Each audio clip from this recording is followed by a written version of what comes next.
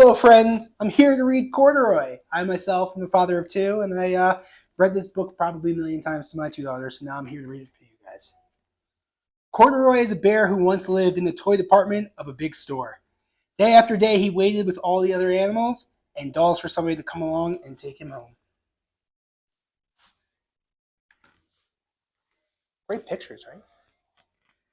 The store was always filled with shoppers buying all sorts of things, but no one ever seemed to want a small bear in green overalls. Then one morning, a little girl stopped and looked straight into Corduroy's bright eyes. "Oh, Mommy," she said, "look, there's the very bear I've always wanted." "Not today, dear," her mother sighed. "I've spent too much already. Besides, he doesn't look new. He's lost the bottom to one of his shoulder straps." Next page. Corduroy watched them sadly as they walked away. A sad stuffed animal. You don't want your stuffed animals to be sad. "I didn't know I'd lost a button," he said to himself. "Tonight, I'll go and see if I can find it." Late that evening, when all the shoppers had gone and the doors were shut and locked, Corduroy climbed carefully down from his shelf and began searching everywhere on the floor for his lost button. See, the pictures are great. Suddenly, he felt the floor moving underneath him. Quite by accident, he had stepped onto an escalator, and up he went. Could this be a mountain, he wondered? I think I've always wanted to climb a mountain. Escalator pictures. He stepped off the escalator as it reached the next floor, and there, before his eyes, was a most amazing sight. Tables and chairs and lamps and sofas and rows of beds. "This must be a palace," Corduroy gasped. "I guess I've always wanted to live in a palace."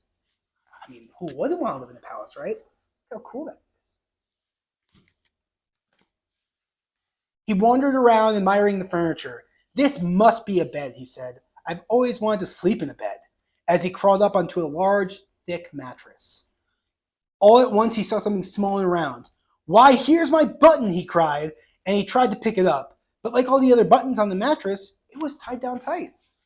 I guess Corduroy thought that the buttons on the mattress were his, but they're not. They belong to the mattress. He yanked and pulled with both paws until pop!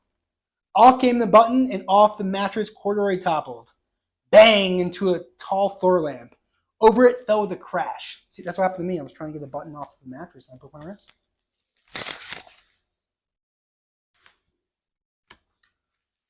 Corduroy didn't know it, but there was someone else awake in the store. The night watchman was doing his rounds on the floor above. When he heard the crash, he came dashing down the escalator. "Now, who in the world did that?" he exclaimed. "Somebody must be hiding around here."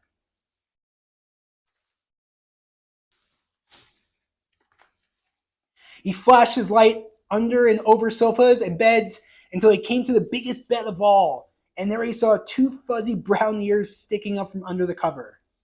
"Hello," he said. "How did you get upstairs?"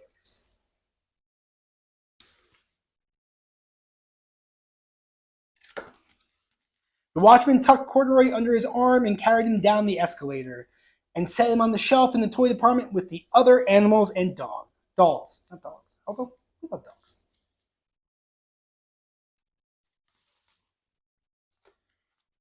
Corduroy was just waking up when the first customers came into the store in the morning. And there, looking at him with a wide, warm smile, was the same little girl he had seen only the day before. "I'm Lisa," she said, "and you're going to be my very own bear. Last night I counted what I've saved in my piggy bank, and my mother said I could bring you home."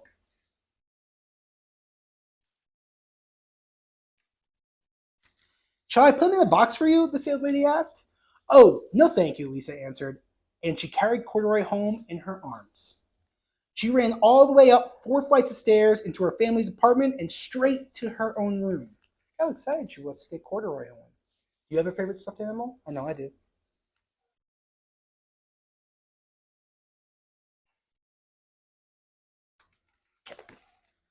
Corduroy blinked. There was a chair and a chest of drawers, and alongside the girl-sized bed stood a little bed just the right size for him. The room was small, nothing like that enormous palace in the department store.